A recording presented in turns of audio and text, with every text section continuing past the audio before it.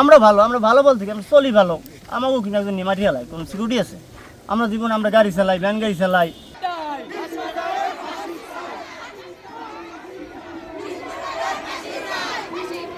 আমরা ছোটবেলা থেকেই চিনি, ওই স্থানীয় গরিচানার এক ছেলে। ওর আব্বার নাম হলো মুন্সির, ব্যাপারী বলে বংশগত। ওর নাম হলো শামীম।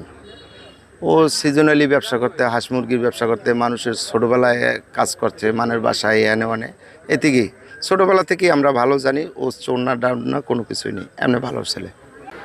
আচ্ছা, বারবার যে মরদেহ উদ্ধার হচ্ছে এটা অবশ্যই আইনশৃঙ্খলার চরম অবনতি, এবং এইভাবে আমাদের কাঙ্ক্ষিত না যেভাবে মরদেহগুলো উদ্ধার হচ্ছে, এবং সেই মরদেহগুলো উদ্ধার হচ্ছে কিন্তু একেবারে প্রশাসনের নাকের ডগায়। যে মনে করেন আমাদের স্বামী ভালো ছেলে হিট চলে গেছে, তার আমরা ভালো বলতে কি আমরা চলি ভালো। আমাকেও কিনা একজন নিমাটি হেলাই কোনো সিকিউরিটি আছে? আমরা জীবনে আমরা গাড়ি চালাই, ভ্যান গাড়ি চালাই। স্বামীম 2 টাকার মালিক, আমার হাতে টাকা নেই। স্বামীমের 10টা টাকা হয়েছে, সে ব্যবসা বাণিজ্য করবে, খাইবে। তো এটা সবার জন্যই করে কর্মঠক। ব্যবসা করে এখন খাইবে না? স্বামীম তো আর কেউ মনে আঘাত দেয় নাই। স্বামীম এরকম আমরা কোনো সময় দেখি নেই। স্বামী খুব আগে আর কি ঘরে একটু সংসারে আর কি একটু কষ্ট চলে, দুইজনে কাজ বাজ করতে খায়, এই আর কিছু কোনো কষ্টই নাই। এমনি স্বামী স্ত্রী আছে না, কথা কাটাকাটি হ্যাঁ হয় নাই। ওরা মোরা তো বাড়ির পেশে মোরা সব সমস্যা।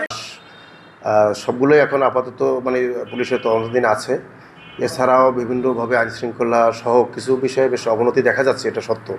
তবে এই বিষয়ে আমরা ব্যক্তিগতভাবে জেলা প্রশাসনের সাথে, ডিসি মহোদয় এবং পুলিশ সুপারের সাথে কথা বলেছি, এবং ওনাদের সাথে আমরা সবাই একমত হয়েছি যে নির্বাচন পূর্ব যে অবস্থাটা ছিল সেটাকে নিয়ন্ত্রণের জন্য যে একটা যৌথভাবে একটা কম্বাইং অপারেশন, বিশেষ করে নৌবাহিনী, র্যাব, পুলিশ সহ, এবং সেইভাবে একটা অপারেশনের জন্য আমরা সবাই একমত হয়েছি।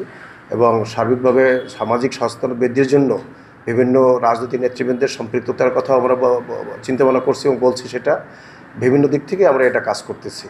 আর আপনারা জানেন বর্তমান সরকারেরও যে একটা চ্যালেঞ্জ আইনশৃঙ্খলা নিয়ন্ত্রণ, এটার ব্যাপারে কঠিন নির্দেশনা আছে। তো এক্ষেত্রে আমাদের বরুণা পুলিশ প্রশাসন আরও তৎপর হতে হবে, এটাই বাস্তবতা।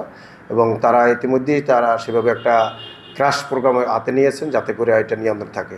আশা করি খুব অচিরেই এটা একটা নিয়ন্ত্রণে আসবে বলে আমার বিশ্বাস করি।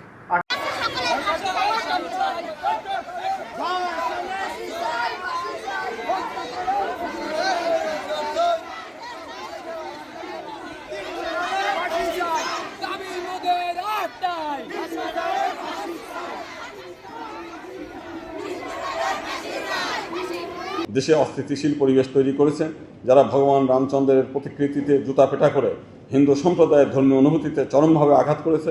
ধর্ম অবমাননার জন্য তাদেরকে আগামী 3 দিনের মধ্যে গ্রেপ্তার করে বিচারের মুখোমুখি করতে হবে।